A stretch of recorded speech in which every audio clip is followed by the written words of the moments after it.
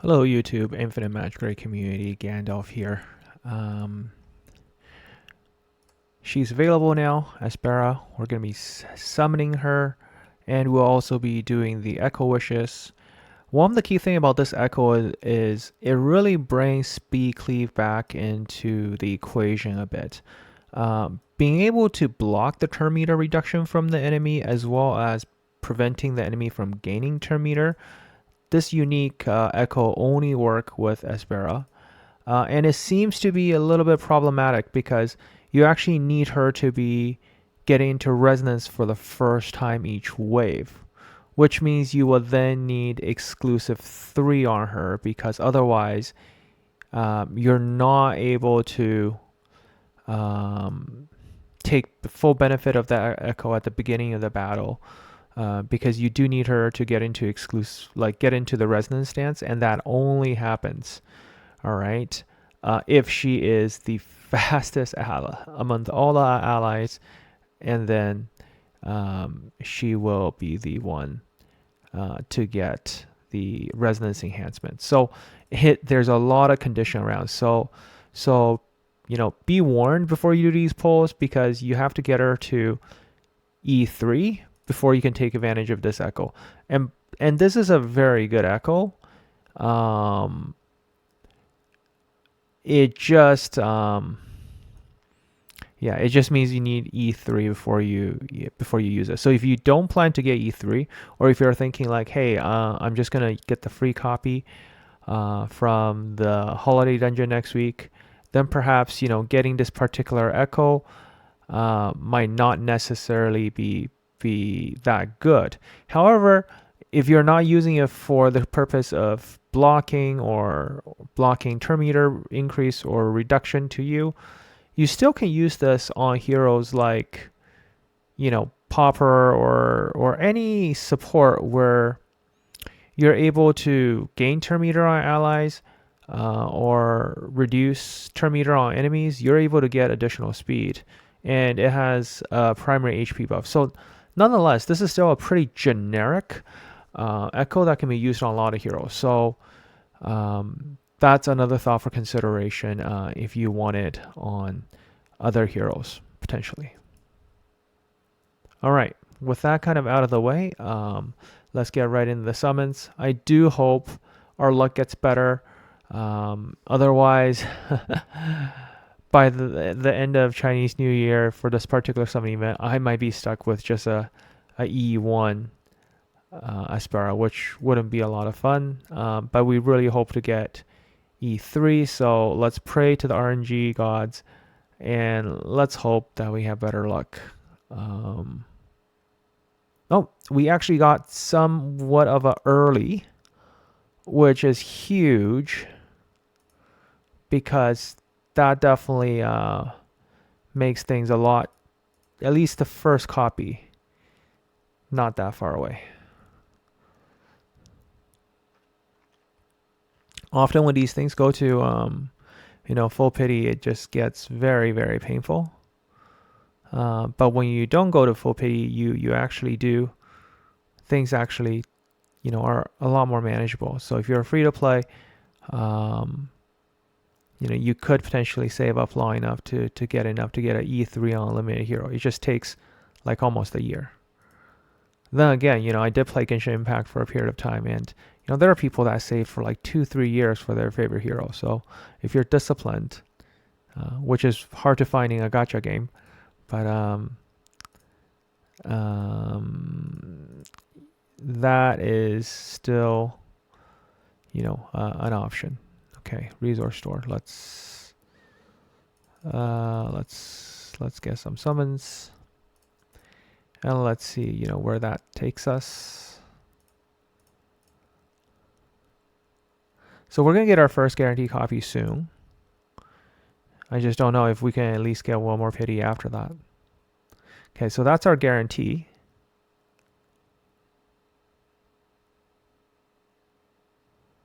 All right, excellent. The question is, are we able to get another copy within 130 pulls? Okay, we got.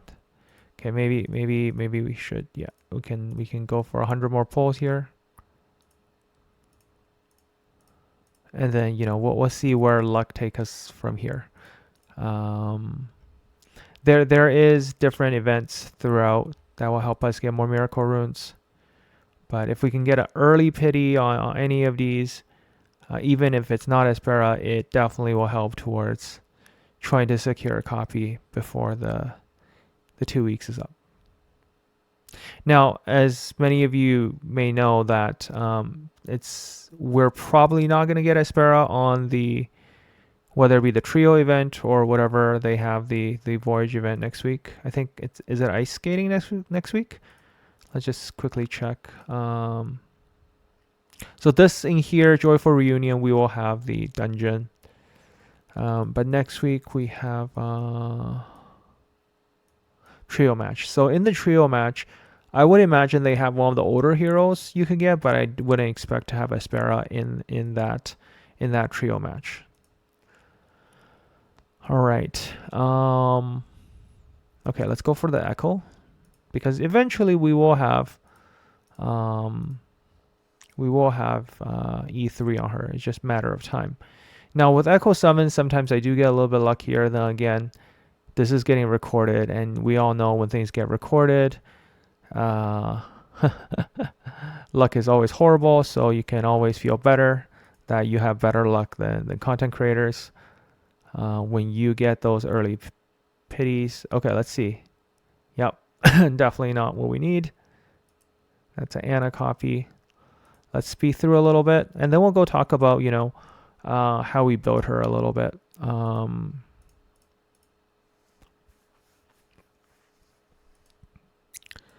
Okay, we're just going to skip through a little bit faster here. Do we get early? Nope.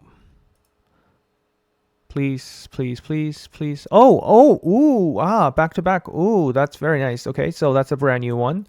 And the next one is, okay, so we actually got 2 regular ones before we got our guarantee. But hey, it doesn't matter. You know, early is early. Are there any other good echoes in here? This is Graceful Bloodfin. So this is for Elise. Yeah, this is Elise. We have Freud. We have Pandas. So I wonder if Panda is going to show up actually on the trio event. But then again, Panda is still really good, right? Like, given how much control we see in the meta right now. 10% turn meter reduction. 10%. Let's try to go for 2 copies, because like blocking 15% turn meter gain really shuts down things like Dakota jumping ahead, and you know, does interrupt some stuff.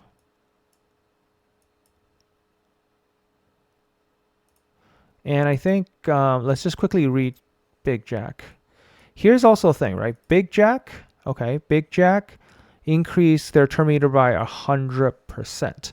So that means there is a lot of room to block and come back. So that's why, you know, sometimes, yeah.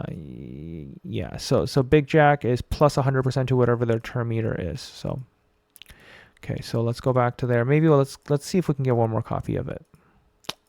Fingers crossed. We got 10 more for the next one. Please be it. Okay, well, that's not good. We don't even have enough for a guarantee. So this could go very bad. Please be a guarantee.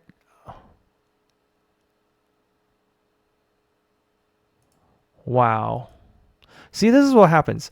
Like every time when I do a video on summons, they just have to make my luck so bad that it makes all the viewers feel good about their summon, because you can't possibly have more worse luck than what I'm having right now. So there we have it. The next one's guaranteed. Next week I will be able to replace a couple more, so I will be able to get a second copy at least. But darn, that is one very expensive copy. Like the other day, I remember I was talking about how when I did my Marie summons back during Christmas, I was like, it was so horrible. I stopped recording. And then I went and did Echo Wishes and got like 3 back to back. So you know, maybe it's just not meant to be. I as much as I would like to share my summons with everyone, you know, luck is just not on my side whenever I'm recording. So let's go talk about how to build Apsara. As everybody will be able to get this hero. Building Apsara is actually it's one of those heroes that actually is free to play friendly in the sense of at least building her, right? She's not very stats heavy at all. All you need really is just speed as the primary stat. In fact, I'm thinking about like moving all of my popper gear over to her. Mainly for the reason is you really, really want her to go first. And by going first, you are going to be able to set up for Lotus Dance, which means you are now able to effectively like do double, like 65%, is it? Yeah, 65% extra damage for whatever you're doing.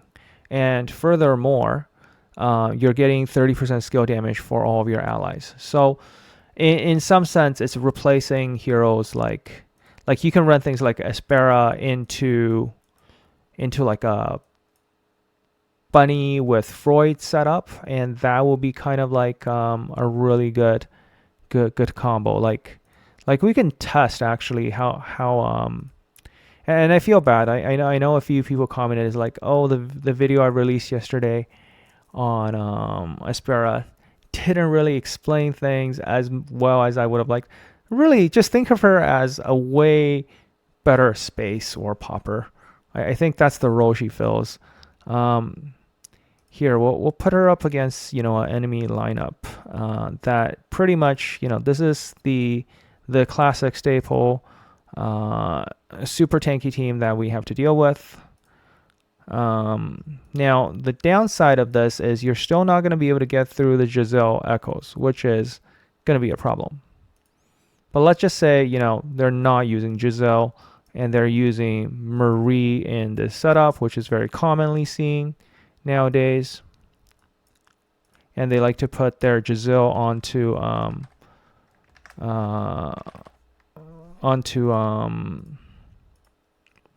here, let me just grab Giselle's echo here. Sorry, Marie's echo. All right, and you know, this is the commonly seen team nowadays. Giselle's often with a control team. So here's how we can show, you know, we just cleave the heck out of it with, here, let's first edit attributes. Let's sync up data for everybody. We just need, you know, Apsara at a really fast speed. So we'll do something like, she needs to be faster than the rest of my team. So she's got to be at least 3,300. So she's the fastest. And the enemy team likewise will sync data for all of the heroes to match my own stats. Just make sure the rest is done as well. All right, let's see how much damage this actually does. Let's see if she's first now. Okay, she's first. Okay, excellent. So because she's first, she's going to give turn meter to everybody. And we're set up. And now Jingle Bell should be able to do a big nuke. Let's see if how big of a nuke can we actually do here. And at the beginning of their turn, they're going to see the damage there.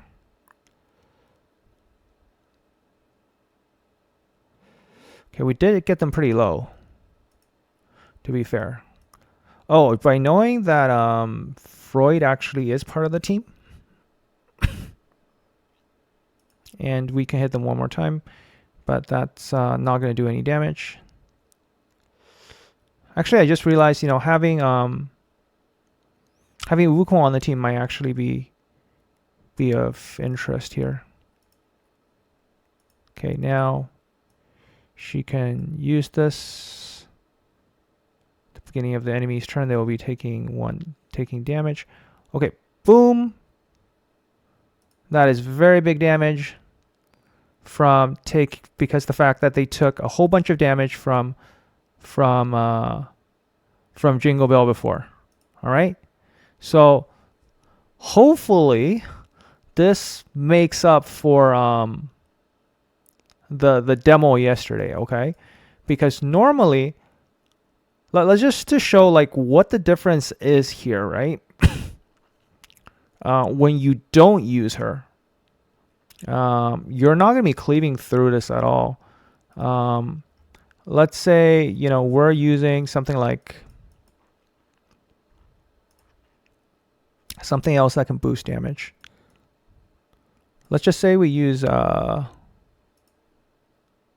let's use a Big Jack. And Big Jack does boost a lot of damage as well, right? I think that's fair. Jack and roll.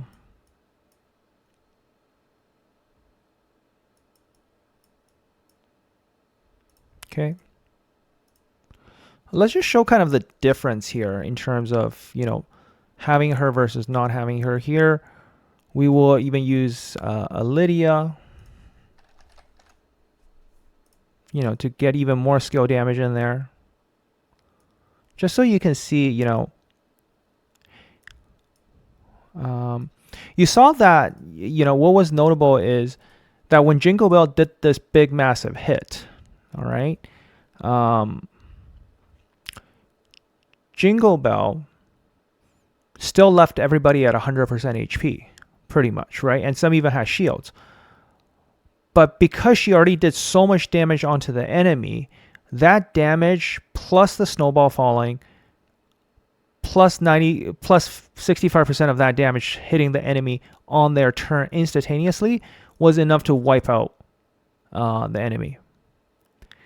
So that is very notable, and you can't ignore that kind of damage. Okay, now Big Jack into Jingle Bell. Really big hit. Let's kind of compare. You can see, yes, we did more damage, but that wasn't enough to clear it, right? And lineup wise, if we used Apsara, we can.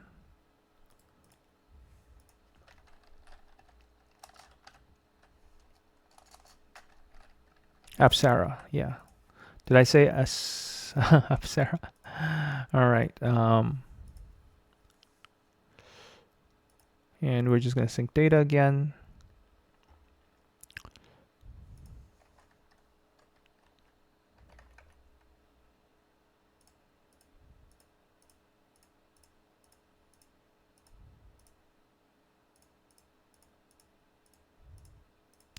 And she gets you the additional turn meter. So, that just makes it a really, really good setup. Recognize, you still have problems cleaving to Giselle teams because Giselle is still going to be, a problem. But this is a lot of damage from a setup perspective, right? You're not getting the Big Jack damage, so you're not going to be like doing 200k, but the amount of damage you actually do to everybody now when it's all getting stacked together at the beginning of their turn. So boom, and that's okay. But the next hero that takes a turn, Apsara is gonna just do that big hit to them.